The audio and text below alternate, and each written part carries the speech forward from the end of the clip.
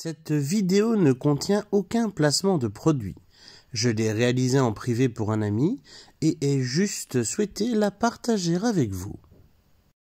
Donc, chose promise, chose due, voici la pharmacie de base des animaux. Donc ici, tu as les passeports. Alors ici, c'est un peu parano, mais tu as des pastilles d'iode délivrées par le gouvernement pour au cas où, vu qu'on vit nous près d'une zone bien à centrale nucléaire, eh bien ces pastilles vont permettre de saturer eh bien leur glande thyroïde en iode et infecter donc qu'elles soient et éviter pardon qu'elles soient infectées par des eh bien par des substances nucléaires. Ensuite, tu as des coupe-ongles en fonction de la taille de ton chien. Pour ton chien, je te préconise ceci. Tchouf tchouf, voilà, tu mets l'annulaire là, tu coupes. Pour couper l'ongle d'un chien, tu dois toujours bien, j'espère que ton chien a les ongles blancs. Alors, tu vérifies bien. Chaque fois, tu vas voir que dans l'ongle, il y a une nervure rouge. Tu dois jamais atteindre la nervure rouge. Tu dois toujours laisser quelques millimètres entre la nervure rouge et où tu coupes. Tu coupes, allez, les pointes, si jamais un peu comme pour le chat. Si jamais tu as des doutes, tu prends le mode torche de ton téléphone, tu poses la patte du chien sur la torche et là, eh ben, tu vas voir les veines.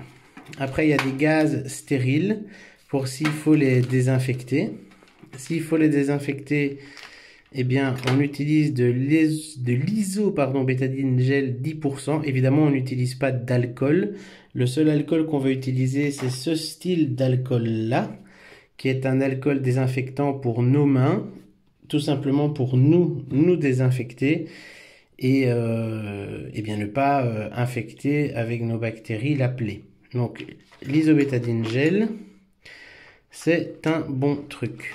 Normalement, il faut aussi du Carbobel. Ça, j'en ai plus pour l'instant, mais ça, c'est quand le chien digère mal ou a avalé quelque chose qu'il fallait pas qu'il avale. On prend eh bien, du Carbobel pour lui faciliter la digestion. Le charbon actif va absorber tout ce qui est, on va dire, toxique dans l'organisme. Après, on prend toujours de l'huile de paraffine. C'est d'ailleurs pour ça qu'il y a une seringue avec. Donc, tu remplis la seringue d'huile de paraffine et tu lui injectes ça au fond de la gueule.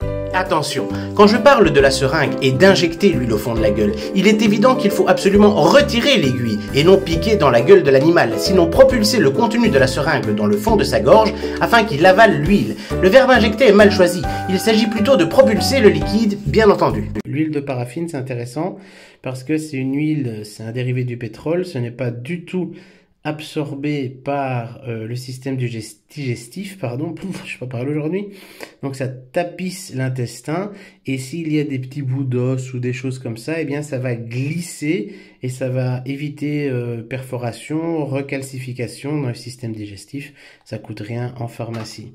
Alors après, l'essentiel c'est les pinces à tiques, pardon.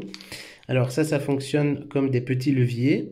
Tu en as de deux tailles pour les petites tiques et les grosses tiques. Ça, la vidéo sort aujourd'hui sur la chaîne. Je t'invite à aller la voir. On t'expliquera comment les enlever. Prends vraiment les pinces à tiques Made in France qu'on vend en pharmacie. Celles d'AliExpress et d'Amazon ne fonctionnent pas du tout de la même façon. Qu'est-ce qu'on a d'autre? On a des coupes-ongles. Ah ouais, alors... on a toujours, nous, du sérum physiologique. Pourquoi? Parce que si ton chien a une grosse crasse dans l'œil et que tu n'as pas envie d'aller avec un mouchoir, eh bien, tu lui ouvres l'œil et tu l'asperges de sérum physiologique, histoire de lui nettoyer l'œil. Donc, les gaz stériles, c'est important, évidemment, parce que si maintenant, tu décides de désinfecter ton chien avec, je sais pas, moi, par exemple, du coton, et ben tu vas voir que le coton, il s'effiloche et donc tu vas avoir des pluches dans la plaie et c'est pas l'idéal. Donc c'est pas top. Donc ça c'est un peu la pharmacie de base. On conseille toujours aussi d'avoir un petit peigne à puce. Donc avec ce peigne, toi ça te permet de le brosser et s'il y a des puces, eh bien tu les verras ici sur la tranche du peigne à puce. Maintenant, attention, pour les tiques, ça les arracherait, c'est vraiment pas le bon plan. Les tiques, tu dois palper le chien avec tes mains, le caresser, et si tu sens comme une petite verrue, c'est qu'il y a une tique. Et donc, tu prends ce levier, tu le passes sous la tique et tu le dévisses dans le sens anti-horloger. Donc, tu l'arraches pas, tu la brûles pas, tu mets pas d'huile, tous ces trucs de grand-mère, ça marche pas. Sinon, tu vas laisser la tête de la tique dans l'animal. Et du coup, ben forcément, ça va provoquer que la tique va se sentir agressée, cracher toute sa salive et toute cette toxine dans ton chien. Donc tu vas la retirer avec ça, elle sera toujours vivante et c'est à toi de t'en débarrasser. Qu'est-ce qu'il y a d'autre dans la pharmacie? Oui, mais ça, il faut que ton chien soit très sage. On a une pince qu'on stérilise pour détartrer les dents du chien quand on voit qu'il y a un petit peu de tartre. Ça, c'est si tu vois que le chien se laisse faire, eh bien, tu peux t'amuser à le détartrer. Donc ça, c'est une des premières bases dans la pharmacie pour un animal. Tu as aussi ce genre de seringue dans laquelle il y a une sorte de terre glaise avec un microbiote.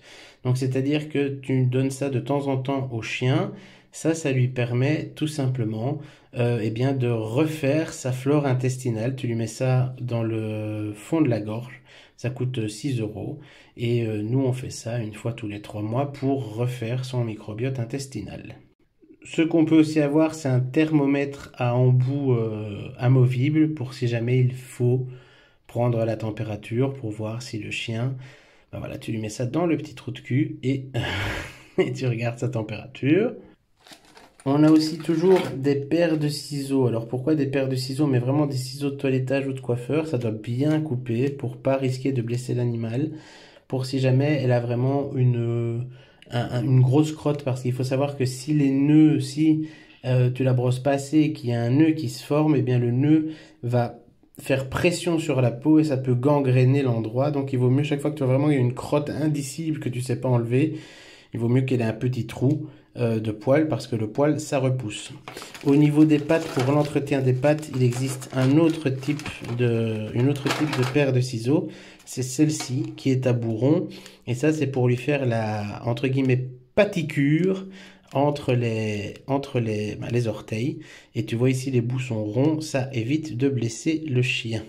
On a aussi toujours de l'isobétadine rouge qui est de l'isobétadine liquide pour le laver si jamais ton chien c'est fort blessé, eh bien le laver à l'isobétadine rouge, ça va permettre de le désinfecter et il sera tout brun après. Tout brun, pas trop brun, tout brun. Alors on leur donne aussi parfois de la levure de bière, une gélule par jour, ça aide au maintien d'une bonne peau. Voilà, donc ça on donne aussi.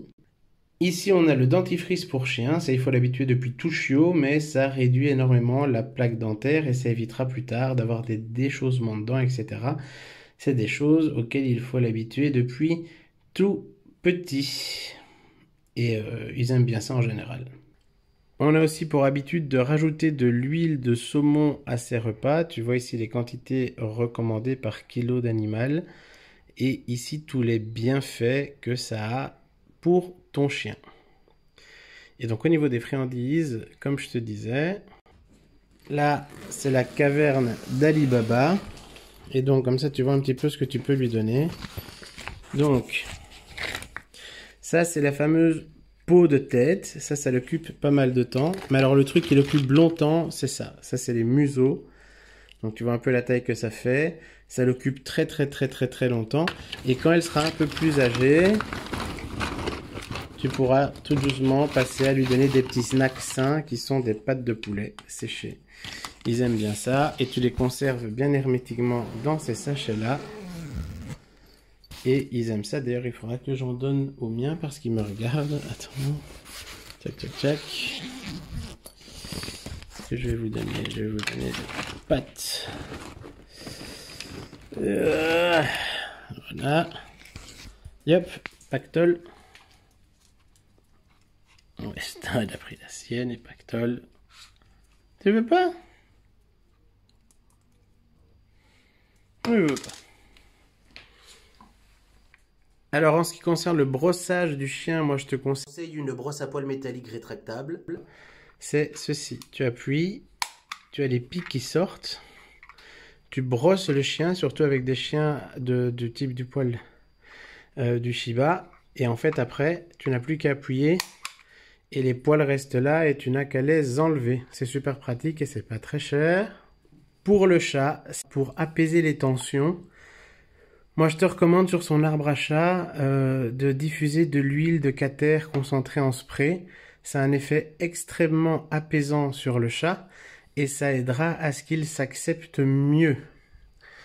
Et pour finir, je te conseille toujours d'avoir type une collerette à la maison parce qu'on ne sait jamais ce qui peut arriver et voilà. Voilà en gros, je crois que j'ai tout montré. Voilà, cette vidéo est à présent terminée.